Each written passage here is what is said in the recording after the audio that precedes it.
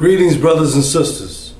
I would like to address my concerns about today's black urban expression or black urban culture, as others would have it.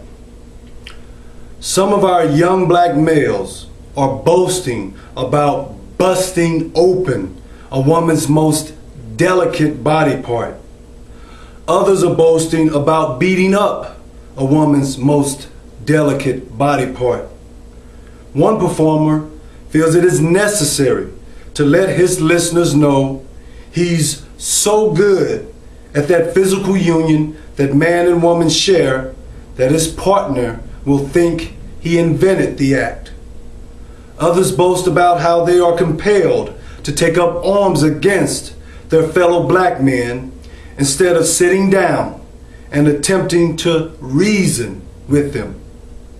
Some even boast about committing violent acts upon our women, who they refer to in terms unsuitable for describing any of nature's creation.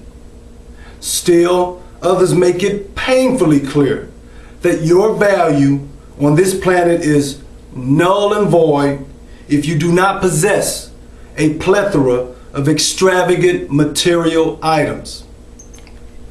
I can't even bring myself to encapsulate what I've heard some of our precious sisters spew into the microphone for the world to hear. Now, some are going to say, dude, stop hating. They don't mean the things they say they're going to do to women literally. They're just figures of speech or whatever. Fair enough. I'm not here to argue with anyone, but I don't think the English language is so lacking in constructive and intelligent terms that these vulgar terms and declarations have to be used instead. All things considered, I do recognize that there are some hip-hop and R&B performers who express themselves more intelligently. And I do enjoy much of our urban expression. For example, I thoroughly enjoy watching our young people perform well choreographed West African dance and drum routines. I'm impressed by the strength, endurance, stamina, flexibility, and dexterity these performers display to excel at their craft.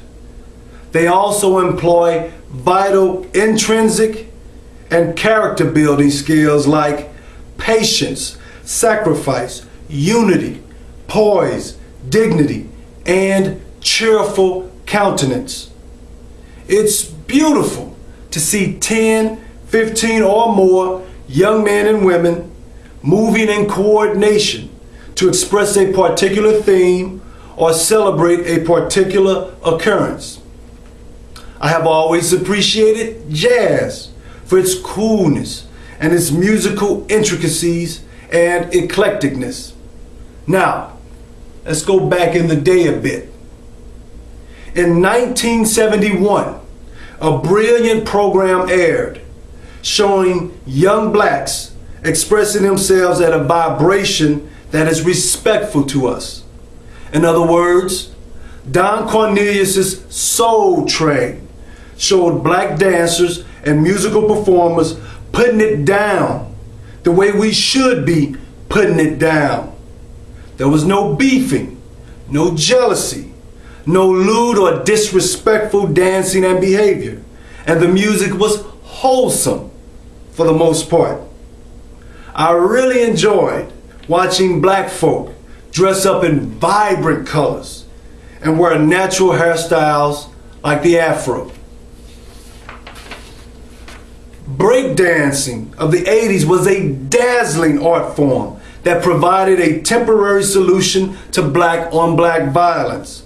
Of course, it was not the cure for black-on-black violence, but it was refreshing to know that on occasion, our young black men took to the dance floor instead of the parking lot to settle their differences.